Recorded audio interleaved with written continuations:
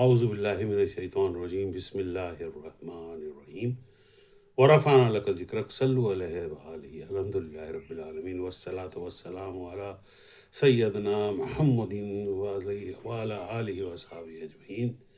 میرے دوستوں، میرے بھائیوں، میرے بزرگوں، صوفی علم کے طالبوں، السلام علیکم ورحمۃ اللہ وبرکاتہ۔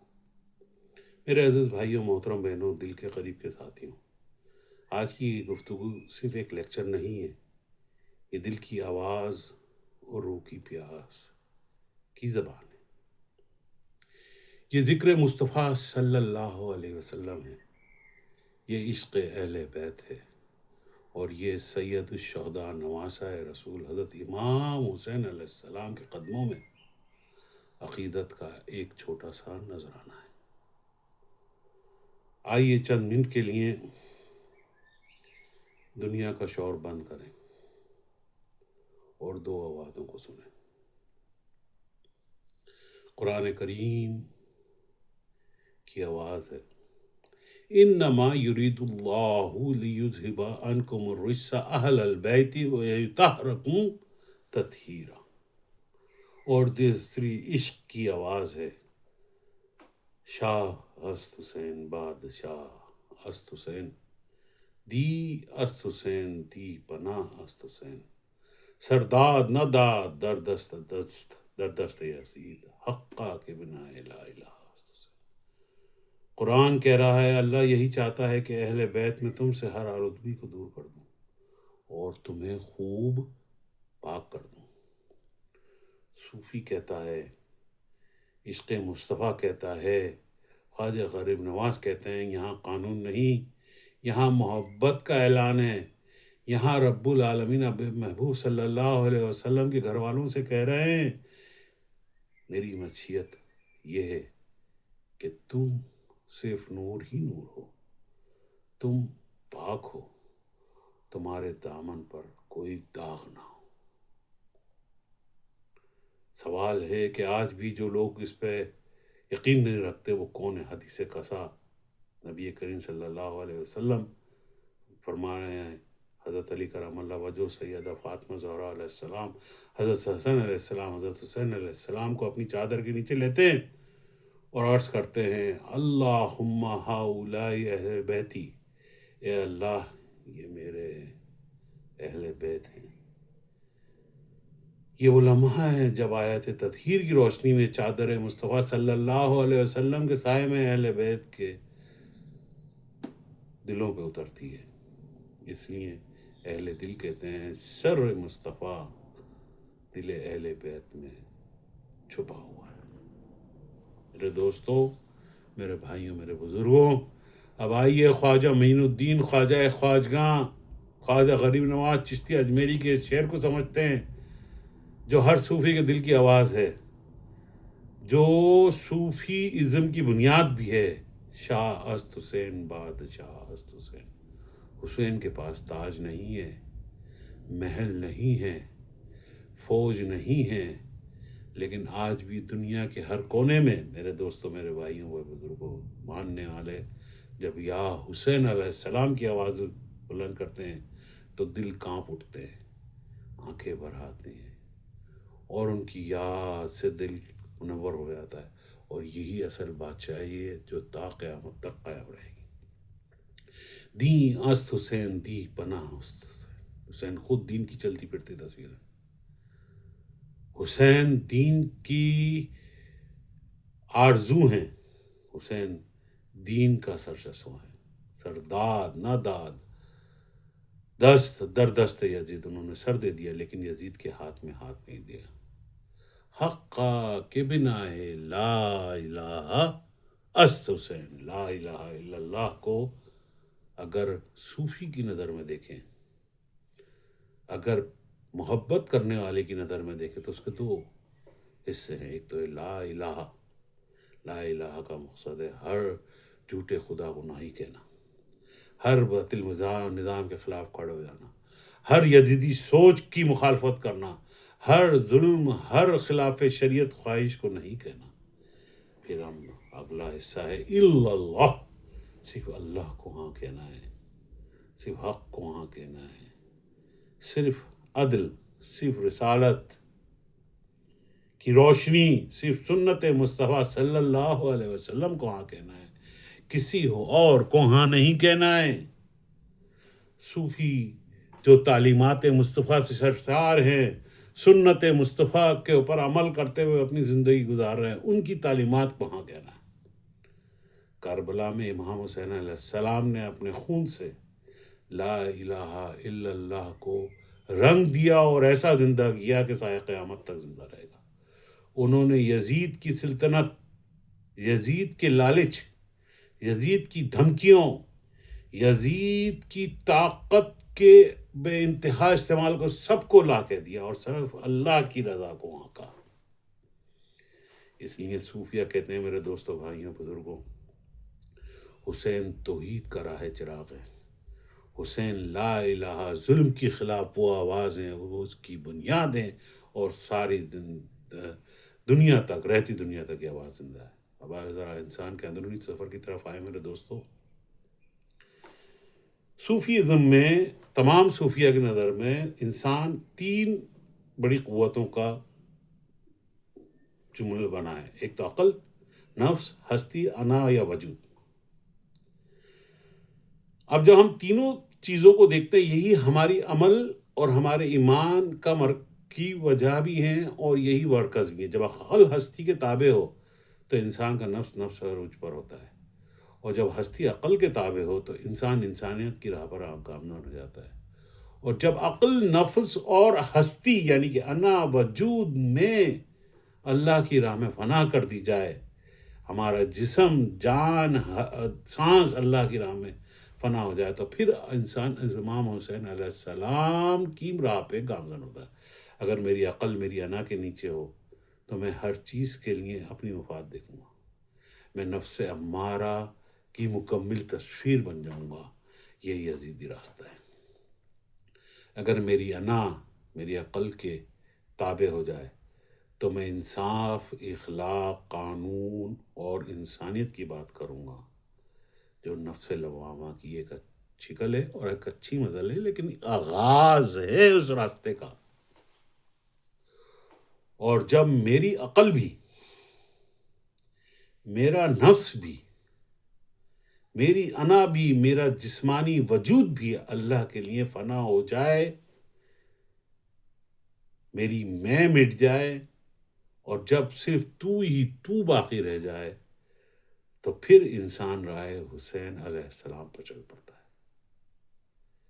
پھر انسان اس راستے پہ چل پڑتا ہے جہاں پر اسے حسین علیہ السلام کی منزل کی رمق نظر آنے لگتی ہے، کیونکہ اس منزل تک کوئی نہیں پہنچ سکتا۔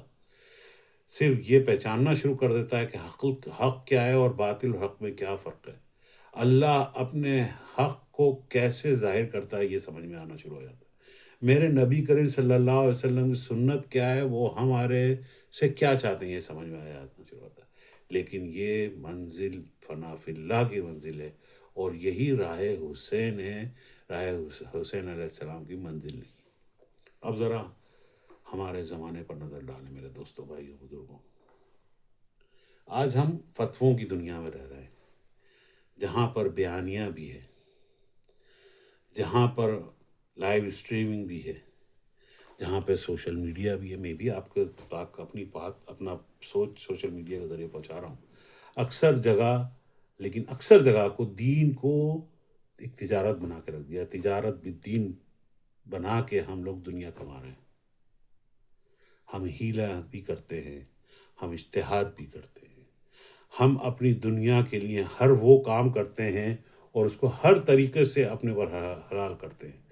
ہم اجتہاد کر کر دنیا میں سوشل میڈیا سے تجارت بالدین کر رہے ہیں، ہم ہیلا کر کے آنے والے پیسوں کو اپنے پر حلال کر رہے ہیں۔ لیکن جو ہمارے بزرگان دین نے، جنہوں نے دنیا اور ہستی کو فنا کیا ہے، جنہوں نے اسلام میں رائے حق، رائے حسین کو پرچار کی ہے، اس پہ ہم سوال اٹھاتے ہیں، ان کی تعلیمات پہ، ان کی کتابوں پہ سوال اٹھاتے ہیں۔ یہ کیسا زمانہ ہے دوستو؟ جو خود دین کو تجارت بنا رہے ہیں، وہ ان بزرگوں پر اعتراض کر رہے ہیں جنہوں نے دنیا کو چھوڑ کر صرف دین کے لیے اپنی زندگی گزاری۔ نہ صرف مال بلکہ جان، اولاد، سب کچھ اللہ کے دین پر قربان کر دیا۔ میرے دوستوں، میرے بھائیوں، میرے بزرگوں، آج میں آپ کو ایک اور زاویے سے اپنی آج کے اسلامی معاشرے کی تصویر آپ کے سامنے پیش کرتا ہوں۔ میرے دوستوں، اس میں کوئی برائی نہیں ہے، لیکن میں ایک سچی تصویر آپ تک پہنچانا چاہ رہا ہوں، باقی آپ لوگوں کی مرضی ہے اس کو کس طریقے سے دیکھیں۔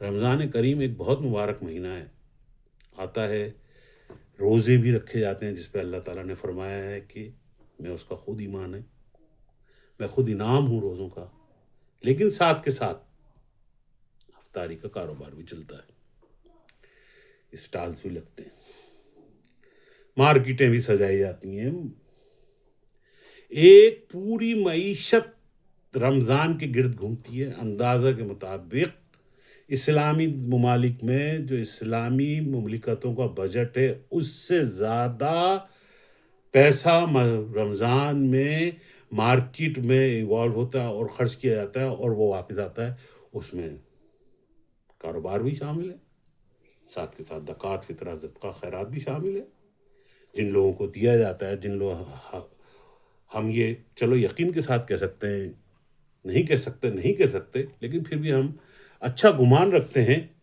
کہ وہ یہ پیسہ جن کی حق ہے ان تک پہنچتا بھی ہے، لیکن یہ سب کے سب مال کے ذریعے ادا ہوتے ہیں۔ میرے دوستوں، یہاں پہ مال، دنیا ہر طاقتور ترین سے نظر آتی ہے۔ یہ آج کے اسلامی معاشرے کی تصویر ہے۔ ایک اور تصویر میں دکھاتا ہوں اپنے اسلامی معاشرے کی، ہماری معاشرے کی، ہمارے دین کی، جو ہم نے اس دین کو تجارہ بالدین بنا کے رکھا ہے۔ ایک اور تصویر میں آپ کو دکھانا چاہتا ہوں۔ عید الاضحیٰ پر ہر سال امت مسلمہ ٹریلین آف ڈالر کے حساب سے قربانی کرتی ہے۔ حج پہ قربانیاں ہوتی ہیں جو کہ فریضہ ہے، فرض ہے، لیکن پوری مملکت اسلامیہ میں قربانی ہوتی ہیں، جانور، گوشت، کھالیں، ٹرانسپورٹ، بزنس۔ یہ ایک بہت بڑی انویسٹمنٹ ہے، اور ایک اندازے کے مطابق شیئر مارکیٹ سے 10 گنا زیادہ لوگ باگ اس انویسٹمنٹ کے ذریعے صرف 10 سے 15 دنوں میں کما لیتے ہیں۔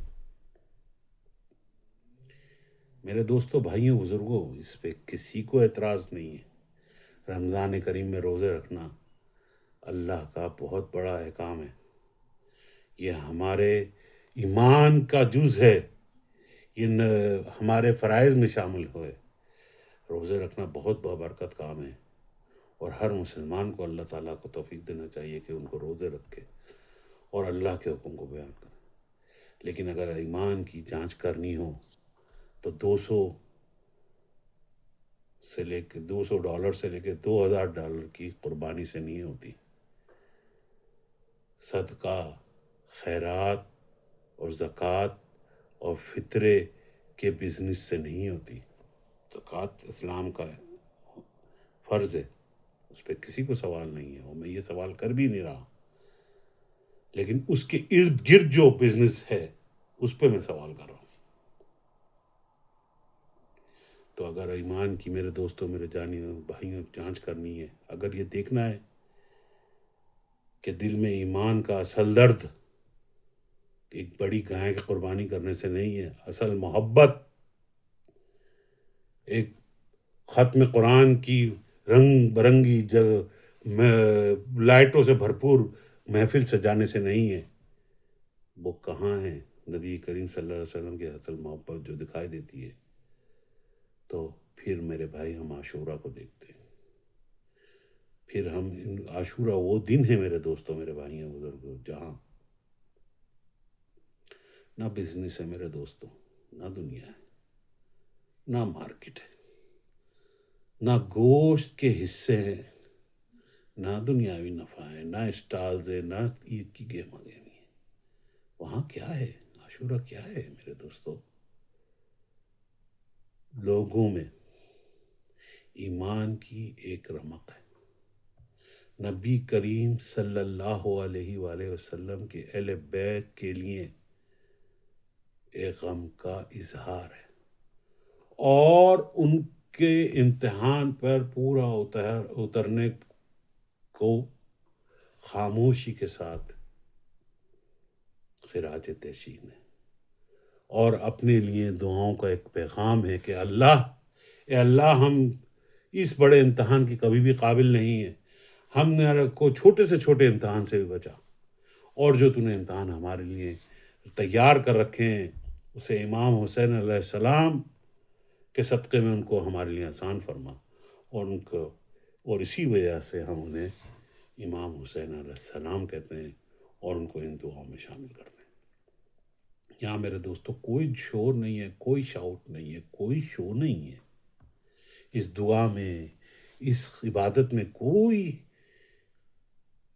ہنگامہ نہیں ہے، بس ایک دبے لفظوں میں یا حسین علیہ السلام کی آواز ہے۔ یہ دل کے اندر ایک نرم سی ٹوٹ پھوٹ ہے میرے دوستوں،